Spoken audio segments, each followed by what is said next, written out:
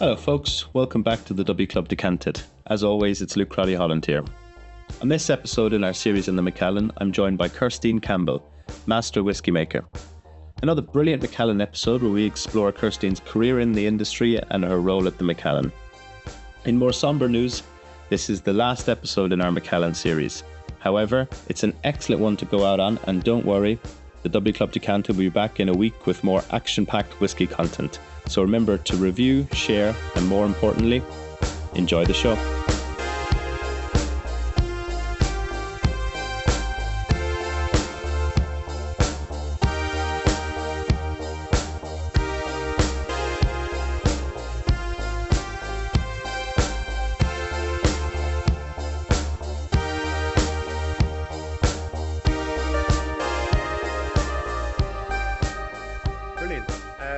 Thank you so much for coming on the W Club Decanted podcast. It's great to have you on. I suppose first off, as we ask all our guests, can you tell us a bit about yourself? Obviously, you're lead whiskey maker at the Macallan is your title, but in terms of your career before that, you've been at Edrington for a while, have you? Yeah, that's right. Look, and thank you for inviting me to be on your podcast. Firstly, yeah, I started my whiskey making career nearly 25 years ago.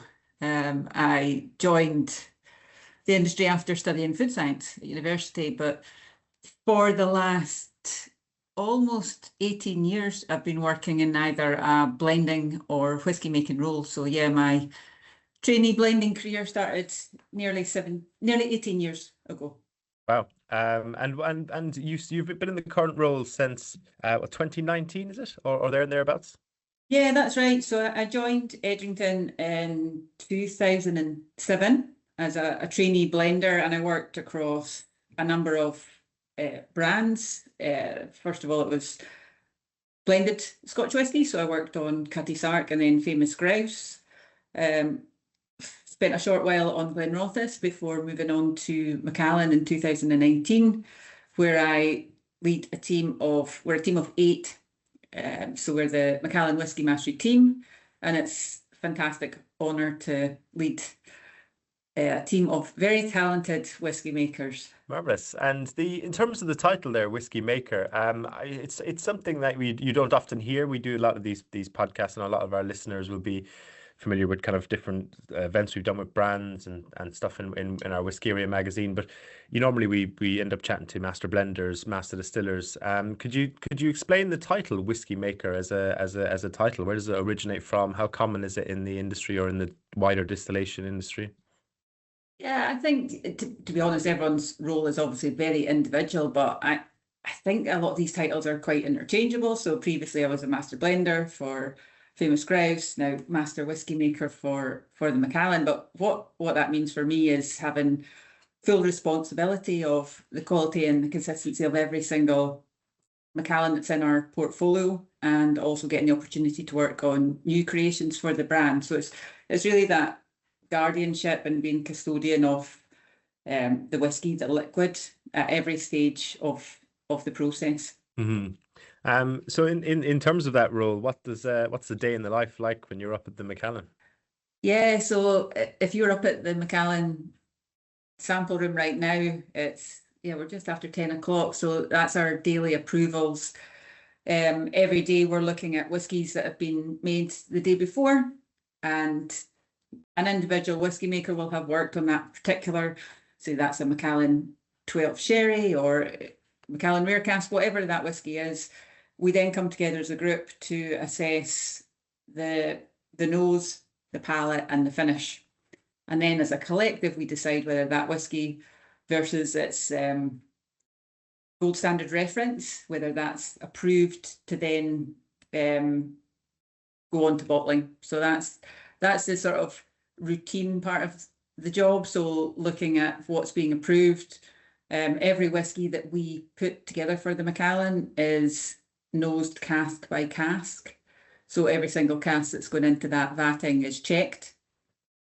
We then bring together what we call like a prototype to check that against the reference standard. And it's only after that stage when we get approval from the team that whisky goes on to be bottled. So that's a key part of the job. So that's looking after current portfolio. and the quality and the consistency. And of course, Macallan's a natural colour whisky, so it's not only about getting the aroma and the palate just right, it has to hit a certain colour specification. So that makes our job a little bit harder, but for us it really helps to find the quality of Macallan. And the other thing we do look is, that's the sort of now part of the role, but we're also looking quite far ahead into the future. So we do check all our whisky as it's turning 8 years old. So we do a sensory check on it and a colour check.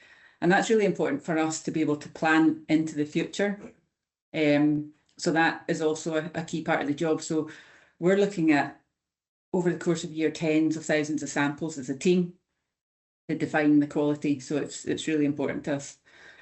And then I guess the third part of the role is new creations.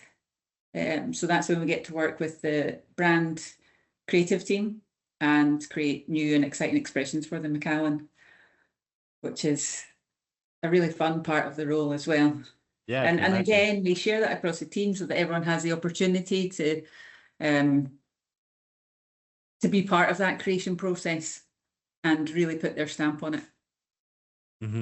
And in terms of that, there's two interesting points I want to jump on there. So in terms of the team, how many are on the team? Are they all titled whiskey makers? How does that work? So we have a really vast training program. So if you were to apply for a role and you're new to the team with no experience, that would be the trainee whiskey maker role. So what we're looking for in that role is natural ability. You may have a science degree or you may have a degree in brewing and distilling. That's beneficial. But what we're really looking for is that natural talent and natural sensory capability. The last time we recruited a trainee whiskey maker, we had something like 250 applications that we narrowed down to 50 for interview. And Sam Selleck is the person who got the role and is doing really, really well. He's progressed on to the next stage in the development program, which is assistant whiskey maker. So we've got 2 assistant whiskey makers, Alex Lumpton and Sam Selleck, and they're supporting our whiskey makers, Diane Stewart and Russell Gregg. And then, of course, we have Ewan Kennedy, who's our lead whiskey maker, who you met when you're on the Macallan estate, and then myself heading up the team. We also have 2 sample room assistants that help with that, with all our colour measurements. Like I said, natural colour is so important for Macallan. To be able to make our whiskies, we need to understand the colour, so they do the colours. So that's Amy and Richie, and also look after the huge numbers of samples that are coming in and out the sample room on a daily basis. So yeah, collectively we're a team of 8.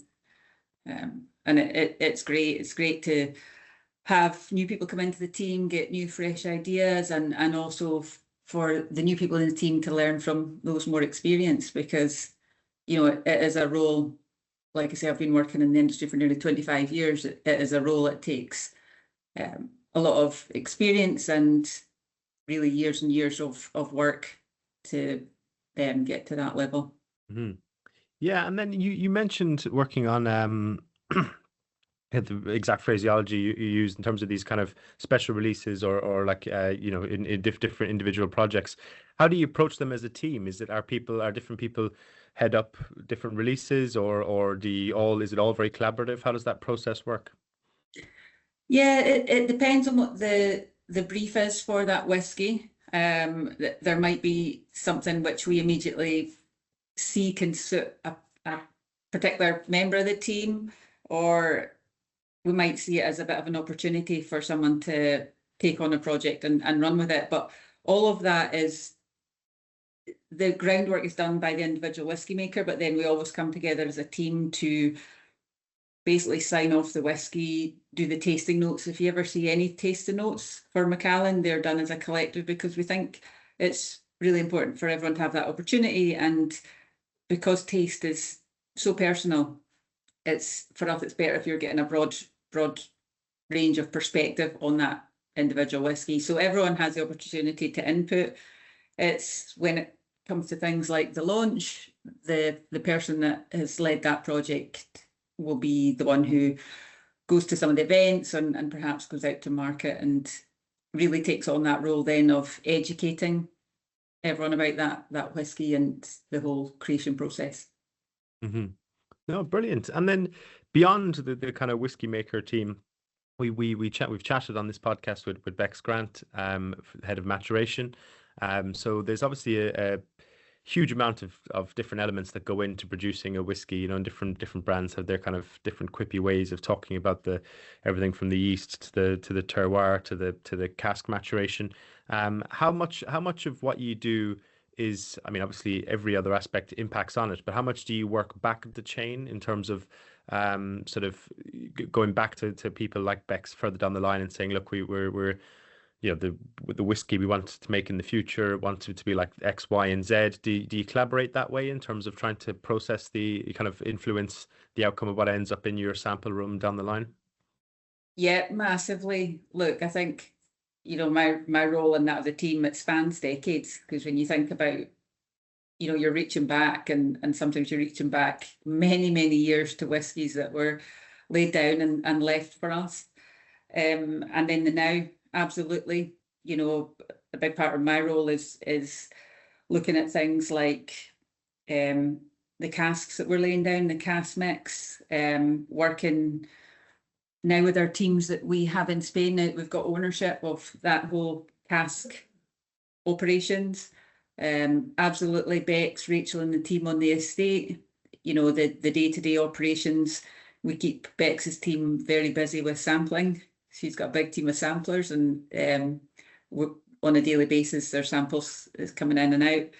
And then for me, it's a more strategic look forward as well, and that's for many, many years. You know, if you think about a Macallan 12-year-old, for example, we've got 12 years ahead planning, but also added on to that is the 5-year planning for the casks. So you're talking 17 years minimum planning for whiskies of the future. So a huge part of my role is that as well, which makes it really exciting. It does. Yeah. It's I suppose it's like that. I can't remember I'm going to misquote who it is. You know, that was it. Not Oscar Wilde or Mark Twain or one of these people where it's like how did you go bankrupt? It happened very, very slowly and then all at once. So apologies to anyone listening who knows the quote and I butchered it, but it is like that where it's such a huge process and then suddenly you have these samples and you're putting together a release that probably gets bottled and actually put out in a, you know, compared to the age of the whiskey, a relatively short period of time. So both patience and excitement, I imagine. Absolutely, yeah. I suppose. Excuse me. The distillery has seen, you know, kind of keeping in this theme. The distillery's seen a lot of change in recent years.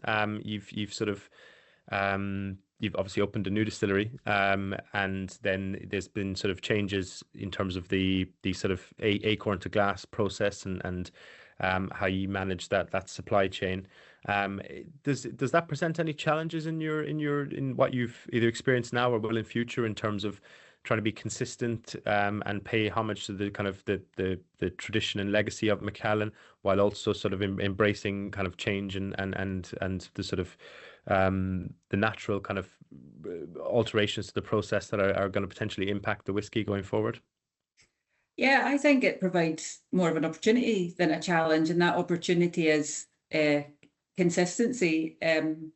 I wasn't working on the Macallan brand at the time, but I was a key member of the team that were involved in the new distillery build. So my role was around looking at that consistency piece from the old distillery to the new. So I was there for the very first runnings coming through the stills, and it was very much a combination of, you know, looking to the future, bringing in new technology, but maintaining certain parts that we knew from our past that were absolutely required to maintain that spirit quality. So the main one being what we refer to as our curiously small stills. So we knew we had to keep the exact same shape and size of stills to maintain that Macallan quality. And the same with casks. You know, we've had really strong relationships for the past 30, 40 years with partners in Jerez. And for us now, it's about securing that quality and the sustainability piece of maintaining that over the years. And that's everything from sawmills in both the north of Spain and out in the US and Ohio, for American and European oak, cooperages to be able to craft the cask to our exact specifications, and then seasoning, with Valdespino now, Valdespino Sherry, who have their own vineyards and, have never seasoned for anyone before. So we will have that exclusivity as well, which is just fantastic. And for me, as a whiskey maker, it's brilliant to get closer to the winemakers. And now I've got colleagues in Spain who we can work with and learn and gain an even deeper understanding of the influence of sherry, which again is very exciting. Mm-hmm. Yeah, no, I can imagine. Yeah. And I suppose again an evolution on that process. The Macallan is probably the most iconic whiskey in the world. They're definitely a contender for it. So obviously, what do you think is the kind of biggest contributing factor to that? Is in terms of the brand itself, the location, what you've just described in terms of your attention to detail in the supply line. What do you think makes the Macallan the world's most iconic whiskey brand? I think there's probably two or three things. The main ones that spring to mind are the quality. I mean, that quality reputation has been built up over 200 years now. So that is absolutely key. And we do everything to maintain that high quality standards at every touch point, things like natural colours, things like going in and sampling every cask, it's all the little things that come together. So every empty cask is nosed before it's filled. Every batch of new mixed spirit is obviously checked for quality and consistency. That spirit is placed into warehouse, but we don't just leave it until we're going to use it. We go in and we sample ahead of time, typically years old. It may be sampled several times over its life. When we make our whiskies, like I said earlier, we're checking every cask again. It's not just like we've checked it at 8, we know it's good. We want to go in and make sure the whiskies come together right, that combination of flavours, the balance, everything works really well. So it's all these little touch points. But as well as that, I think it's what we do creatively with the brand. We work really closely with the brand product innovation team, and some of the briefs that come through, you think, how are we ever going to do that? Things like some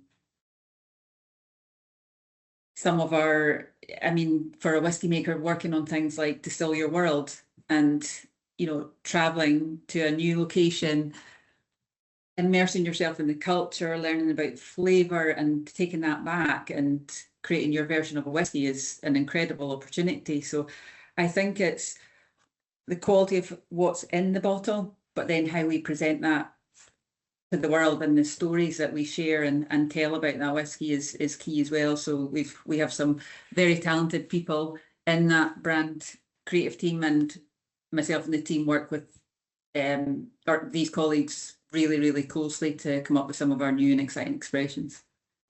I suppose doubling back on what you just mentioned there about the traveling to locations around the sort of bottles that are themed. So you've got the Distill Your World, and you've got the Night and Earth, yeah. which have both of different, and there's other ones obviously there as well, but the ones that first spring to mind in terms of ones that are very themed around a location. So is it whichever whiskey maker is in charge of that release as the kind of lead on that role goes out, or do you all go out as a team, or how does that, and how much time do you spend at the location? How does that work? Yeah, so the main one is the Distill Your World series, and that is one key whiskey maker that goes out to do that. But some of the other projects, things like Harmony, the recent one with the Jing Tea collaboration, and that's us delving deep into the information that we've already gathered on the stocks and looking at where can we find these interesting flavors and how can we bring that collaboration to life. So yeah, we don't all get to travel together. The team would like to, but no, we can't. We can't do that. Yeah. No, well, that's understandable. And in terms of, I suppose, in terms of these releases, you mentioned a few there, in a couple of your answers.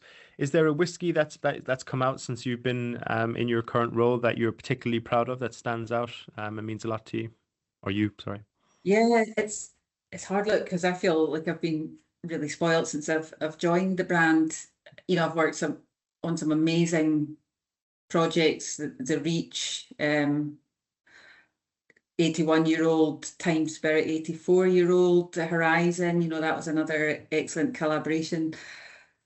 But I think because it was one of the first, I think the Reach was really special. And for me, you know, I was very familiar with the Macallan brand, but coming in and being able to sample some of these really precious whiskies, and you know, it'll always be so special because I remember the moment that we first tasted that cask as a team, and there's just like this stunned silence because the whiskey is so complex. There's so much going on, but it's not just about the flavour. It's that feeling of time traveling. You know, you're going back to 1940. It was just such a really, really special moment, and I think that one for me will stick for a very long time. And I feel very privileged because not many master whiskey makers or master blenders get to sample stock like that. So to be part of that release was, you know, really, really special. Yeah, I can imagine. I'm still waiting for my sample in the post, but maybe one day. It does sound magical. No guest on the podcast yet has described themselves opening an incredibly old cask and going, God, this is awful. But so I suppose we'll have to take everyone's word for it that these whiskies are good, because certainly out of my budget anyway. But it is an amazing release and visually stunning. The whole presentation Exactly. around all of these releases are. Obviously, I've just been a bit flippant and facetious, but I don't actually mean to underplay it, because it is an iconic release. And in terms of what you mentioned in your previous answer around the 200 years legacy of the brand, I think the new visitor centre really shows that off when you go in and you have that library of Macallan dating back into the 19th century. It's really incredible. You get a sense of that history, that kind of the visual identity, everything. It is a very impressive setup. So yeah, I can imagine it's a exciting place to. It's quite an archive. Yeah. I suppose we'll wrap up with the kind of questions we ask everyone who comes on the W Club Decanted. So we'll start with in terms of your favorite. And we mentioned this is, you know, don't want to double repeat the question, but you've just discussed the release that is most special to you in terms of since you worked there, but in the time you've been in the role. I've totally got my tongue tied. But in terms of, is there, out of maybe the Macallan core range, is there one that stands out to you particularly that you maybe go to quite a lot when you're at home for a drink? Yeah, again, we'll all say this, and it's cliche, it's such a difficult question to answer. But the one I've got open at the moment is classic Sherry Oak 18. You know, it's such a fantastic dram, and I think it just showcases Macallan's quality brilliantly and the influence of sherry casks. Saying that, I also love the double cask range. I've got the double cask 15, which is another go-to. I don't have it at home, but I love the double cask 30 as well. It's just such a beautiful, elegant dram. And that combination of both the American sherry and the European sherry coming together, I think just, you know, they just combine beautifully in that double cask 30. So yeah, I've given you 3 answers there. I better stop before I waffle on before about you a few more. list the whole range. No, that's perfect. And in terms of when you're in the lab, testing samples and doing your job, or when you're at home enjoying a dram, is there a playlist or an artist or a type of music you normally listen to? I'm in danger of really ruining my street credibility here if I haven't to begin with. What am I listening to now? I think probably what's top of my Spotify playlist is 1975, actually. But mixed in around that could be some 90s dance music. There could be some classic country. I've got my mum and dad to thank for that. So yeah, it's quite a mix. So yeah, I better not mention much more than that. Yeah, the 1975. That's a first, I think, on appearance on the podcast from them. So very good. And the in terms of your earliest memory of drinking whiskey or being around whiskey, can you tell us a bit about that? Yeah, my dad was always a big blends man. So, I've got really fond memories. My dad loved famous grouse, so he was obviously really proud when I took on that role. But I remember specifically one of my first drams, my dad always drank his neat, but for me it was the grouse and ginger, and that's what really opened the doors for me into the world of Scotch way back in the day. So yeah, started off in the blends. Marvelous. Yeah, well, I mean, Yeah. that's the perfect, I suppose, gateway. That's what all these brand people want to hear, start drinking grouse and ginger and then end up drinking Macallan Reach. So it's the perfect consumer It's a fair pathway. journey, isn't it? Yeah, exactly. Listen, Kirsteen, thank you so much for your time. Next time you pop up an advert for a trainee whiskey maker, I might throw my hat in the ring, fancy it, and Excellent. move Well, move up watch this stateside. space. You can Brilliant. come have Thank your you. nose tested. Yeah, yeah. That sounds good. If I haven't obliterated it with all the whiskey drinking I've done over the years. But yeah, we'll see. We'll see. Be interesting. Very good. Marvelous. Well, thank you very much, and we'll talk to you soon. That was lovely to chat to you, Luke. Thanks for having Cheers. me.